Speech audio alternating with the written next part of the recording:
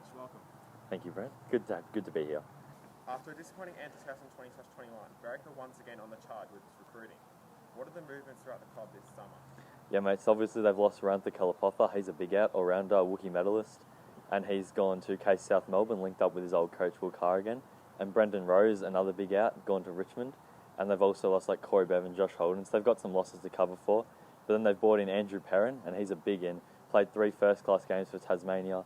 Was an instrumental part of Perrin in Premier Cricket last season. So yeah, definitely a big in. And then to account for Rui, they've got Riley Size, not sure on the pronunciation there, but from Danny West. He's a young up-and-coming leggy and obviously got big shoes to fill. But yeah, and then Damith Mapa Ralage from Mordialloc. He's a premiership skipper there, champion wicketkeeper. So he'll obviously account for... and Nathan Pillen, of course, is retiring. He came out of retirement last season, but he's definitely a big loss.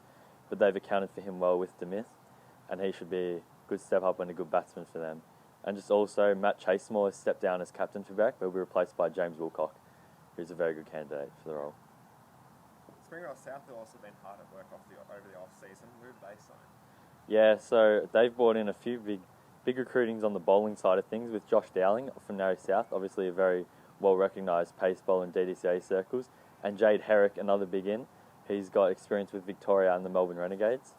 So yeah, definitely that's a formidable new bowling attack, something I wouldn't want to be facing, that's for sure. And then you've obviously still got the blokes like Weederings as well to come in. And then Blade Baxter, he's another big signing from Ormond in sub-district cricket. And he's been out down in the Northern Territory in the off-season. And yes, he's obviously very dedicated to his cricket. So that's a very formidable bowling attack they've got there. Are you worried about the batting depth of the Bloods? Yes and no. They've also brought in Mitch Forsyth to strengthen up the batting a bit. But Blade Baxter can definitely offer something with the bat. He hasn't really had that much opportunity in Ormond, but he's scored some centuries in the MCC Club 11 stuff for Old Hailbury. And yeah, you never know who could step up if they got blokes in the twos. So with the bowling attack they've got, they're still definitely going to be a force. While the previous two clubs are big exponents of local recruiting, for Buckley Ridges, they like to look international. Who have they got for 2021? Yeah, obviously some very big names coming to Buckley. They've brought in Ben Wright as the new captain. He's got experience playing for the England under-19s as well as Glamorgan. So definitely a big in for them. And they've also got a Sri Lankan test batsman, Mahela Udawatte, and he's got over 21 domestic centuries in Sri Lanka across T20s, ODIs, first class. So definitely very experienced cricketer there. And they've also brought in a couple of locals with Josh Holden from Berwick and Namish Kariawasam from North Dandenong. But yeah, definitely one to watch there. And also just quickly, on their T20 team, they've also brought in Ricky Damiano, a sub-district cricket legend, as their marquee batsman. So in the T20 side of the DDCA, they're definitely going to be a force to be reckoned with. But of course, let's not forget the reigning premiers are Hallam Park.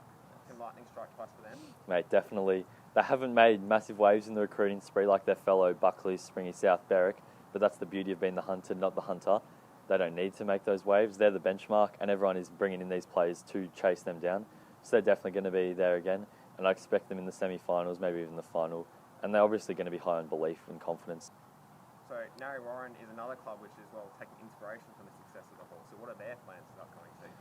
Yeah, 100% Narre. They've spoken about how they're really inspired by what Hallam's done and obviously looking inward at that homegrown talent.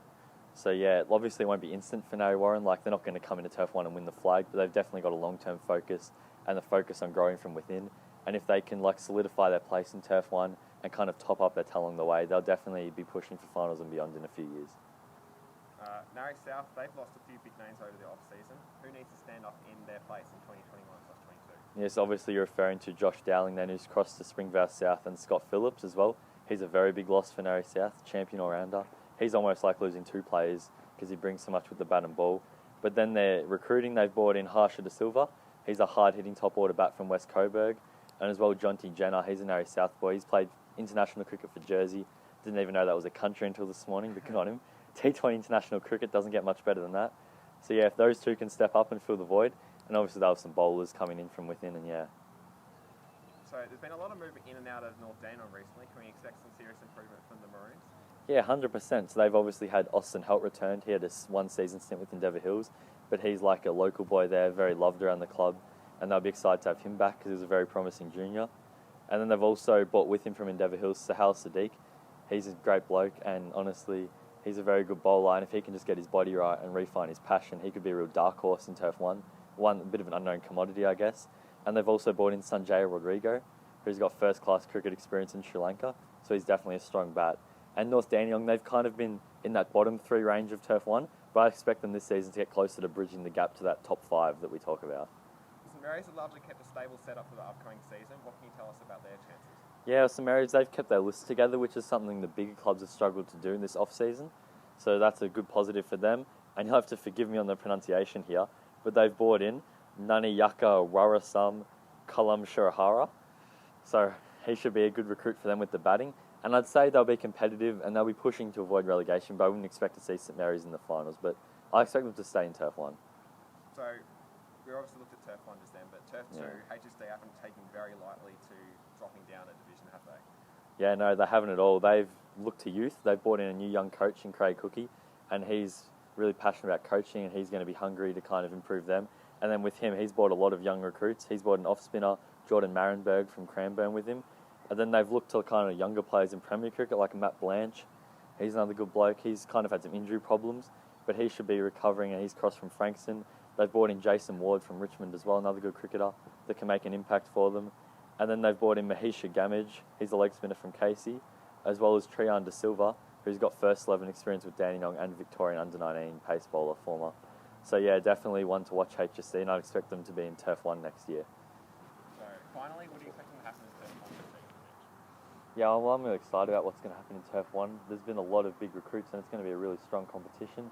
Obviously, I expect Berwick, Springvale, South, Buckley, Ridges to be the main ones up there again, and obviously Hallam, can't forget Hallam, the reigning premiers. So it's going to be interesting to see how Hallam go, kind of retaining their squad against the likes of Berwick, Springy South and Buckley, who have kind of looked outwards to improve. And that's going to be a really interesting matchup, but I expect the top 4 to remain the same from last year with Berwick, Springvale, South, Buckley and Hallam.